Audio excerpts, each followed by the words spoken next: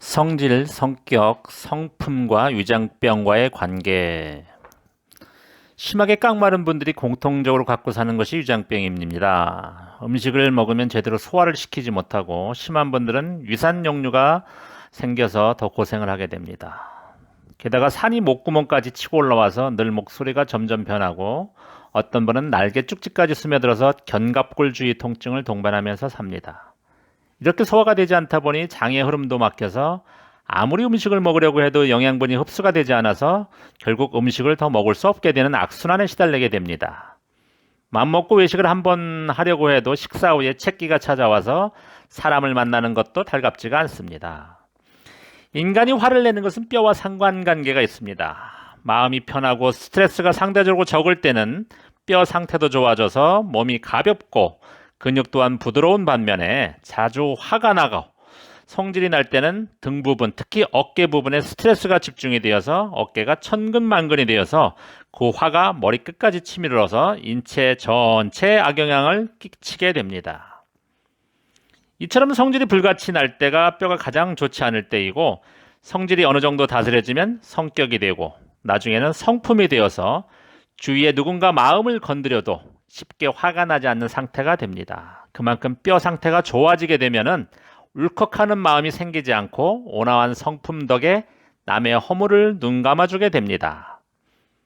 오늘은 성질과 성품이 어떻게 위장병에 영향을 주는지 알아보겠습니다. 흔히 불같이 화를 내는 사람을 성질이 고약하다고 합니다. 보통 사람보다 화가 머리끝까지 치밀다 보니까 중풍 환자가 많은 것도 일맥상통합니다. 또한 대머리가 많은 것도 매한가지입니다. 또 목 뒤가 두툼한 분들이 많은 것도 두개골에 강한 압력을 불러와 몸을 상하게 합니다. 뼈는 보통 3대, 4대를 거쳐서 부모로부터 유전이 됩니다. 보통 병력을 따질 때도 반드시 부모의 상태를 묻는 것도 바로 이런 이유입니다. 씨 도둑을 못한다는 말처럼 뼈는 그만큼 바뀌기가 쉽지 않습니다. 한 번 그 냉한 기운이 잠기면 빼내는데 오래 걸리고 그래서 각종 통증으로 시달리는 사람들이 지구력을 갖기가 쉽지가 않습니다. 뼈가 약해져 성질은 자꾸 나는 까닭에 더욱 참기가 힘들어집니다.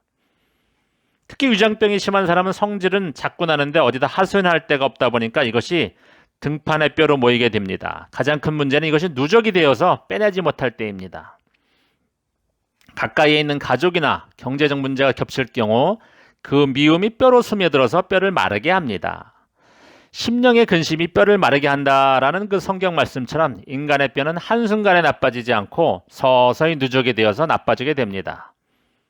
이 정도가 되면 등판을 둘러싸고 있는 갈비뼈가 활처럼 솟아서 등판의 뼈에서 앞으로 흘러들어가는 기운이 막혀 여자분들로 치면은 브래지얼 라인이 있습니다. 그 부분에 등뼈가 막혀서 앞쪽으로 위장으로 가는 기운이 막혀서 위산과다 등 각종 위장질환이 생기는 것입니다.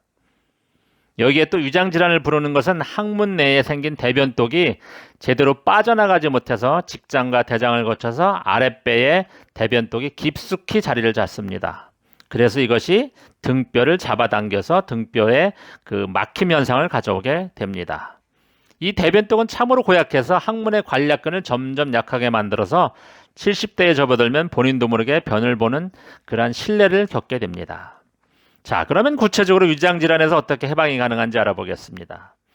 앞쪽에서 보면 명치가 있는 바로 그 밑부분이 위장이 시작되는 곳인데 이곳에서 등뼈 쪽으로 맞닿는 뼈, 흉추 6번이나 7번의 양옆을 눌러보면 이곳이 딱딱하게 막혀 있습니다.